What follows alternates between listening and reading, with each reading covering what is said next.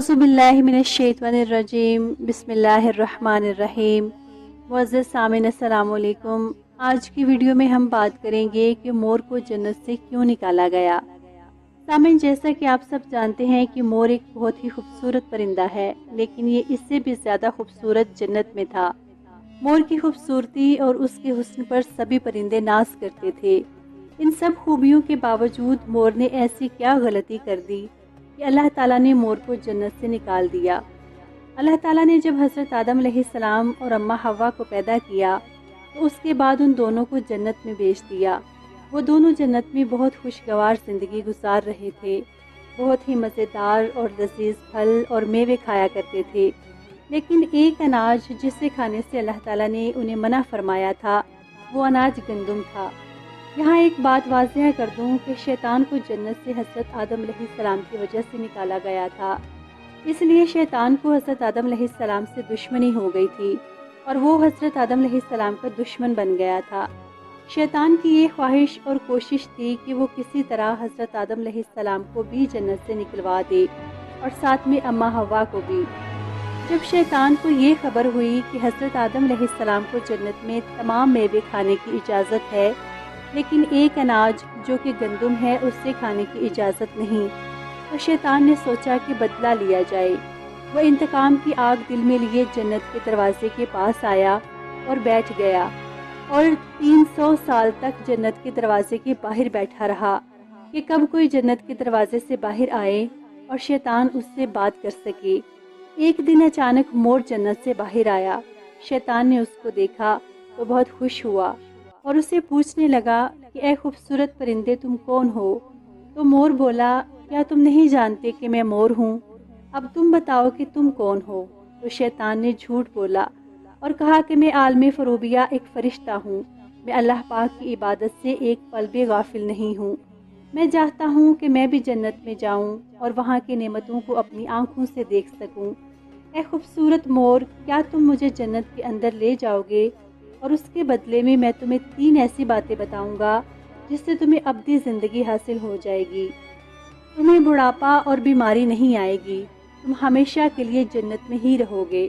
शैतान की ये तमाम बातें सुनकर मोर लालच में आ गया और कहने लगा कि मुझ में तो इतनी ताकत नहीं कि मैं तुम्हें जन्नत के अंदर ले जाऊं, लेकिन मेरा एक दोस्त सांप है जो शायद तुम्हारी मदद कर सकता है। ये कहकर मोर सांप के पास आया और उसको सारी बात बताई। सांप भी शैतान की सारी बातें सुनकर खुश हो गया और शैतान को अपने मुंह में छुपाकर जन्नत में दाखिल हो गया और यूं शैतान अपनी चाल में कामयाब हो गया।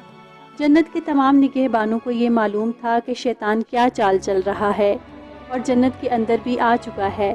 फरिश्ते शैतान को जन्नत से निकालने लगे कि अल्लाह पाक की तरफ से हुक्म हुआ कि अब इसे जन्नत में ही रहने दिया जाए। फरिश्ते अल्लाह ताला के हुक्म से रुक गए, क्योंकि ये शायद हज़रत आदम अलैहिस्सलाम के लिए इम्तिहान था।